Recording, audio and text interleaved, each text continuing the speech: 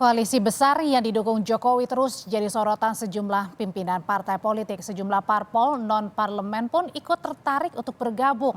Sementara PDI Perjuangan tak serta-merta menyatakan akan bergabung. Sejumlah syarat diajukan, salah satunya adalah capres harus dari kader PDIP. Apakah koalisi besar akan berdiri tanpa PDIP atau justru sebaliknya menjadi lawan di pemilu nanti? Kita akan membincangkannya bersama dengan Ketua DPD Partai Gerindra Sumatera Barat Andre Rosiade, Ketua DPP PDI Perjuangan Nusirwan Suyono, dan analis politik dari CSIS Arya Fernandes. Selamat sore Bapak-Bapak.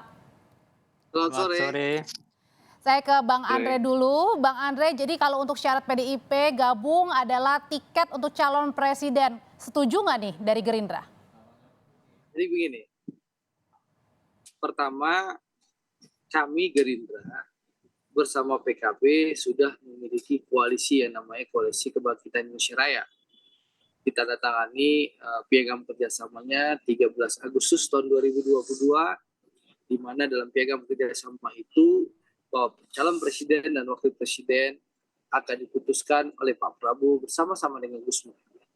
Nah, lalu ada pertemuan di Dewan Pimpinan Pusat PAN ya kemarin, hari Minggu lalu.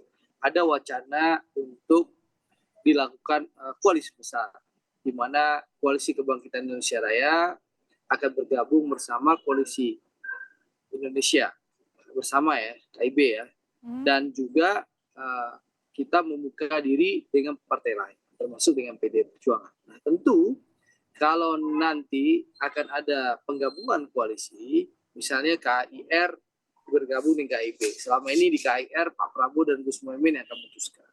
Kalau nanti KIB bergabung, tentu akan ada Pak Erlangga, Pak Zulhas, dan Pak Mardiono ikut bersama-sama dengan Pak Prabowo dan Gus Muhaimin memutuskan. Nah, seandainya nanti kalaupun PDI Perjuangan bergabung dalam koalisi besar ini, tentu Pak Prabowo, Pak Gus Muhaimin, Pak Zulhas, Pak Erlangga, dan juga Pak Mardiono bersama-sama dengan Ibu Mega untuk memutuskan siapa calon presidennya. Jadi begitu mekanismenya kalau bergabung. Tapi tentu sekali lagi meskipun kita punya frekuensi yang sama, sama-sama menjadi partai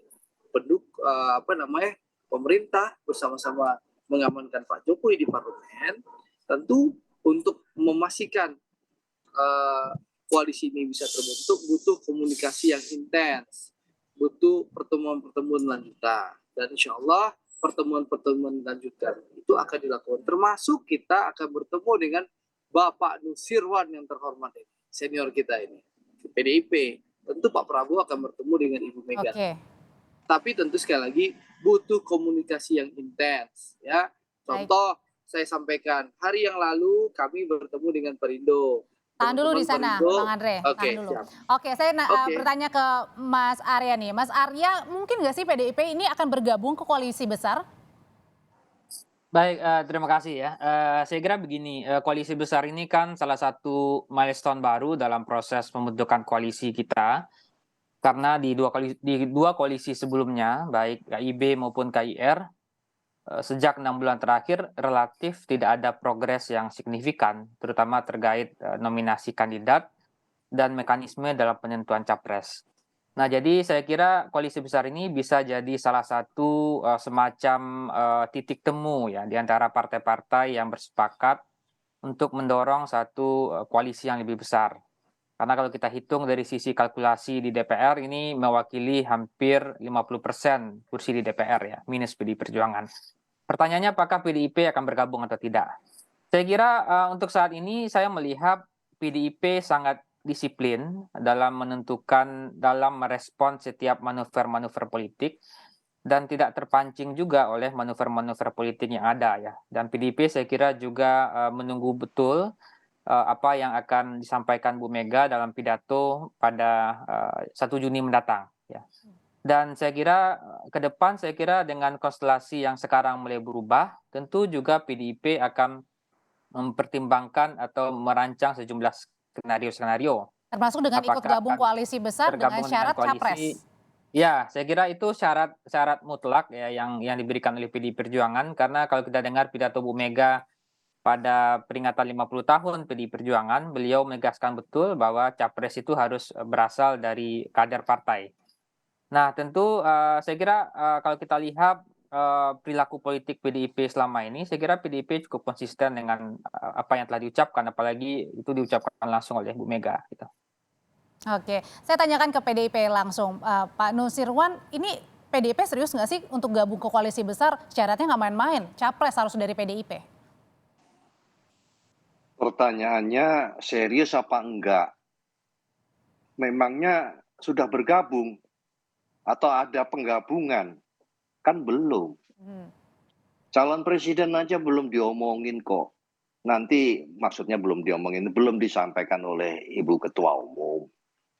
Itu kan framing yang dibuat oleh Mbak sama teman-teman ini. Kan begitu. Kalau perkara nanti pemerintahan itu akan bersama-sama yang disebut dengan koalisi, pemerintahan saat ini di bawah kepemimpinan Pak Jokowi sudah membuktikan itu. Saat ini sudah bersama-sama. Jadi tidak mungkin nanti kita juga hanya sendirian, pasti akan mengajak untuk membangun koalisi itu yang disebut dengan koalisi. Itu sudah terbuktikan sampai saat ini. Karena di pemerintahan saat ini kan tidak hanya PDI Perjuangan saja atau yang mengusungnya saja, tapi juga ada partai yang lain. Pak Andre itu sekarang di kabinet ada Pak Prabowo, kan begitu. Dan itu kan itu yang disebut tadi yang berkumpul itu dinarasikan sebagai koalisi besar. Kan sebetulnya itu adalah partai-partai yang berada di pemerintahan saat ini, kan begitu. Jadi kembali kepada pertanyaan tadi, mau serius apa enggak loh? Memangnya sudah ada apa toh? Kalau sudah ada ini apa namanya mau bertumbuh baru pertanyaannya serius apa enggak, kan begitu. Tapi kan syaratnya sudah diomongin. Yang mengomongin bagaimana? Syaratnya dari capres PDIP kalau misalnya bergabung. Loh, kan itu kalau syarat itu kan tidak ada kaitannya dengan koalisi toh. Jadi sejak awal dahulu pada saat acara-acara partai, Ibu sudah mengatakan bahwa calon presiden itu adalah dari kader partai, kan begitu. Itu tidak ada korelasinya dengan koalisi, kan begitu. Nah tadi waktu pertanyaan yang pertama makanya tidak nyambung. Apakah serius apa enggak? Lah kalau orang berkawan itu baru berkawan baru ditanyain serius apa enggak. Ini belum ada apa-apa kok. Jadi tapi kalau soal ketemu, soal berjumpa, kita ketemu, saya ketemu dengan Pak Andre, kemudian kapan-kapan nanti lagi dengan siapa yang lain. Tapi Pak Irwan, kalau menakar-nakar nih dari kan? kejauhan, kira-kira apa sih pembentukan dari koalisi besar yang didukung oleh Pak Jokowi ini, Pak Irwan? Loh, ya apakah Pak Jokowi menyebut ini adalah sebuah pembentukan koalisi besar? Sepertinya tidak. Kalau kita mendengarkan penjelasannya Pak Jokowi kemarin itu bahwa ini ada ingin berkumpul, yang satunya minta restu untuk maju, ya saya setujui, kan begitu. Katanya beliau, ya itu kan haknya partai, kan begitu. Beliau mengatakan, coba kita ulang lagi apa yang sudah disampaikan oleh Pak Jokowi. Jadi tidak tercermin sedikit pun bahwa itu kehadiran itu adalah dalam rangka untuk pembentukan koalisi. Saya kok tidak melihat itu. Saya tanyakan itu ke Bang Andre. Bang Andre, tujuan dari koalisi besar ini yang dibentuk apa sih sebenarnya? Ya, jadi begini. Kan untuk membangun bangsa negara ini harus dilakukan secara bersama-sama. Tidak bisa dilakukan oleh satu kelompok saja. Nah, untuk itu kemarin ada 5 partai yang bertemu dan masing-masing sebenarnya sudah punya koalisi. Nah, lalu ada harapan di mana karena semangat kebersamaan, semangat gotong royong, dan apalagi kita punya pengalaman yang sama-sama dalam pemerintahan Pak Jokowi, ada keinginan untuk membangun koalisi yang lebih besar, menggabungkan koalisi Kebangkitan Indonesia Raya dan juga koalisi KIB. Tentu juga harapannya dengan PDI Perjuangan. Nah, tapi sekali lagi kan butuh komunikasi yang intens. Nah, tapi kalau misalnya mau ajak PDIP sebaiknya gimana dari Partai Gerindra, Bang Andre? PDIP yang mengajak duluan atau dari koalisi besar yang ngajak PDIP? Nanti tentu akan ada pertemuan-pertemuan, akan ada komunikasi intens. Komunikasi itu kan ada dua hal. Ada yang di depan panggung, ada di belakang panggung, ada yang terliput di media, ada yang tidak terliput di media. Yang jelas komunikasi intens insya Allah akan dilakukan. Contoh saya sampaikan, Partai Gerindra setelah pertemuan di hari Minggu yang lalu di DPP PAN terus melakukan komunikasi yang intens dengan partai-partai yang lain. Kemarin Pak Prabowo menerima Pak Haritanu. Hari ini barusan selesai Pak Prabowo menerima PBB. April ya. Lalu insya Allah besok kita akan bertemu dengan PAN. Ya, dan itu akan dilanjutkan terus-menerus dan juga akan ada pertemuan-pertemuan intens antara tim Partai Gerindra dengan tim-tim partai yang lain. Nah, itu akan kita lakukan termasuk nantinya informasi pimpinan Partai Gerindra, kita akan bersilaturahim bertemu dengan Ibu Megawati juga. Karena kita punya semangat gotong royong. Membangun Indonesia harus dilakukan secara bersama-sama. Itu yang penting. Apalagi Pak Prabowo dan Pak Jokowi sudah mampu membangun semangat rekonsiliasi yang menciptakan persatuan Indonesia. Modal persatuan Indonesia ini sangat besar. Sehingga Indonesia mampu menghadapi wabah pandemi dan mampu menghadapi krisis yang melanda dunia. Gitu loh.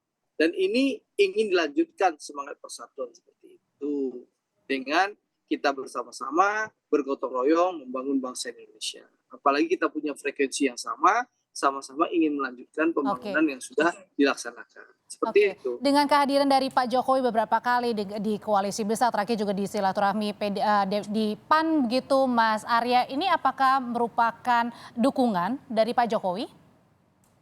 Iya, saya kira Pak Jokowi ini jadi salah satu jangkar di balik koalisi ini dan memang punya kontribusi besar dalam menyatukan kepentingan-kepentingan partai politik yang berbeda. Tapi saya melihat koalisi besar ini kan memang sebenarnya adalah salah satu cara untuk mengatasi problem koalisi yang terjadi baik di KIB maupun di KIR ya. Problem koalisi itu misalnya pertama tidak ada progres yang signifikan dalam 1 tahun terakhir, baik di KIB maupun di KIR. Yang kedua juga tidak ada mekanisme yang disepakati soal cara menentukan capres. Dan yang ketiga siapa capres dan cawapresnya. Nah, kerumitan-kerumitan koalisi itulah yang membuat partai-partai yang berada di koalisi besar ini bisa bertemu. Nah, tapi tentu koalisi besar ini tentu juga punya dua kemungkinan. Apakah dia akan berhasil atau dia akan tidak berhasil atau layu sebelum berkembang. Ya. Terdapat juga sejumlah kerentanan-kerentanan yang terjadi. Ya. Misalnya kerentanan yang pertama yang saya sampaikan adalah bagaimana kalau ada pengaruh eksternal yang terjadi. Pengaruh eksternal itu misalnya adalah ada manuver yang dilakukan oleh PDI Perjuangan untuk misalnya melakukan komunikasi dengan salah satu atau dua partai di anggota koalisi tersebut. Nah, koalisi itu juga pasti akan berantakan. Karena kalau kita lihat dalam koalisi KIB dan KIR yang seolah-olah itu sudah koalisi yang final, tapi toh akhirnya dengan adanya koalisi besar ini juga menunjukkan koalisi-koalisi sebelumnya juga rentan gagal. Nah, persoalannya sekarang adalah apakah sejauh mana Pak Jokowi bisa memastikan agar kerentanan-kerentanan itu bisa diatasi dan Pak Jokowi bisa menjadi perekat dan jangkar yang mempertemukan banyak kepentingan di 5 partai ini.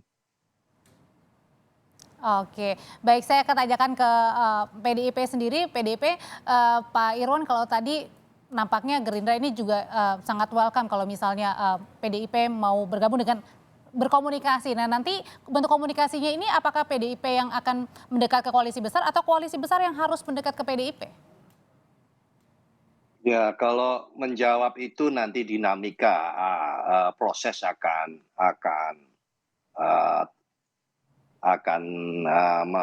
memberikan ruangnya tersendiri. Hanya saja tampaknya ada